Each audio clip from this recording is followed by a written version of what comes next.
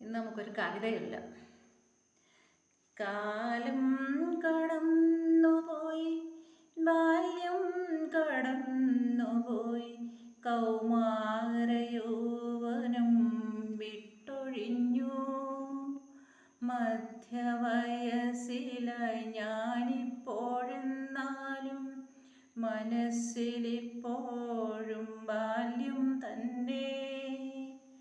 അന്നത്തെ നാളുകൾ ഞാനെന്നും എപ്പോഴും ഓർക്കാൻ ശ്രമിക്കുന്നു വീണ്ടും വീണ്ടും.